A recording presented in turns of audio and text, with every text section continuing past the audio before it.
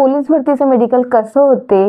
डोळ्याचा चष्मा बोलताना अडखळतो किंवा डोळ्याला चष्मा आहे किंवा हात वाकडे आहे किंवा नॉकनीचा प्रॉब्लेम आहे किंवा ऑपरेशन झालंय, हे सगळे पॉइंट मेडिकलमध्ये चालतात का? याच प्रश्नाचं उत्तर मी घेऊन आली आहे. हाय हॅलो नमस्कार, मी स्वाती स्वागत करते तुमचं माझ्या यूट्यूब चॅनलला.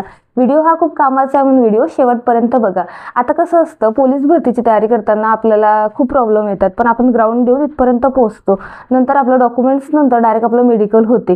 तर मेडिकलला तुमच्या मनात भीती वाटते की काय होईल काय नाही, तर काही एवढं टेन्शन नसतं. जसं आर्मी भरतीचं मेडिकल होतं तसं टफ मेडिकल इथं होत नाही पोलीस भरतीला. हे मेडिकल नॉर्मलच असते, म्हणून याच्यात जास्त टेन्शन घ्यायचं किंवा विचार करायची काहीच गरज नाही. तुम्ही आत्ता जेवढा विचार करसाल त्याच्यानंतर तुमचं मेडिकल जेव्हा होईल तेव्हा तुम्ही अरे विनाकामाने एवढा विचार केला. काहीच नसतं मेडिकलमध्ये एवढं टेन्शन घेण्यासारखं. तर तुमच्या सगळ्यांचे पॉईंट्स मी आता क्लिअर करते, तर तुम्ही ऐका. आपण जेव्हा मेडिकलला जातो तेव्हा थोडंफार खाऊन पण गेलं ना तरी काही प्रॉब्लेम नाही, थोडंफार खाऊन जायचं. कारण की मेडिकल जेव्हा होते त्याला खूप मोठी प्रोसिजर आहे ती, त्याच्यामुळे टाइम लागतो. त्याच्यामुळे थोडंफार खाऊन जायचं, असं काही नाही की उपाशीपोटीच मेडिकलला जायचं वगैरे काही नसतं.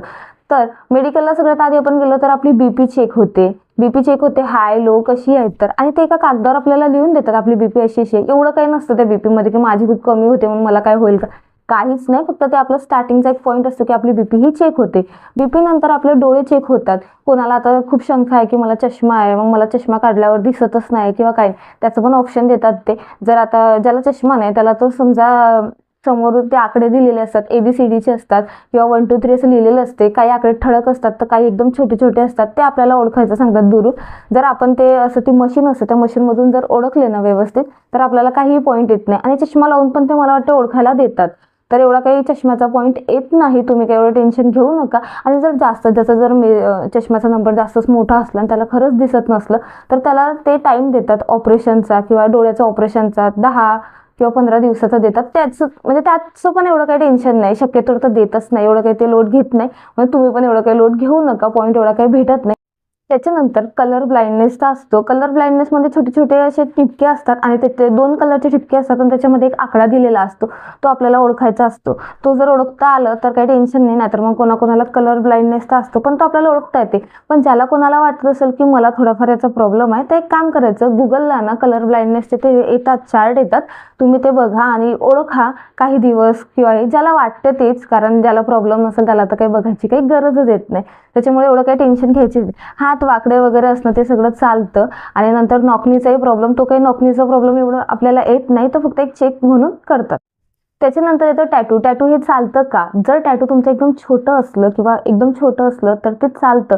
नाही तर ते टॅटू जे मोठं असलं, इथं मोठं टॅटू इथं इथं असं जर असलं तर ते आपल्याला रिमूव्ह करायचा वेळ दिला जातो आणि तो दिलेल्या वेळेत आपल्याला रिमूव्ह करून घ्यावा लागतो. म्हणून टॅटूचं एवढं काही येत नाही. त्याच्यानंतर तुमच्या सगळ्यांचा प्रश्न आणि लेडीजचा पण प्रश्न की ऑपरेशन चालते का? तर ऑपरेशन चालते. जर तुम्ही ग्राउंड करून पेपर देऊन आणि तुमचं फायनल मेरिटमध्ये जर नाव येते तर चालते.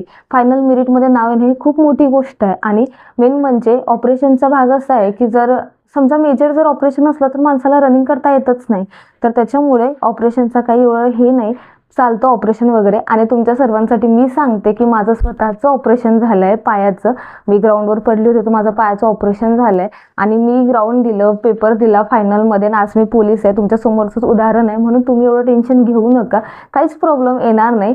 आणि हो, तुम्हाला अजून काही डाऊट असला तर मला नक्की सांगा. चला तर व्हिडिओ आवडला असेल तर लाईक शेअर कमेंट नक्की करा आणि भेटूया नवीन अशाच व्हिडिओमध्ये. चला तर बाय.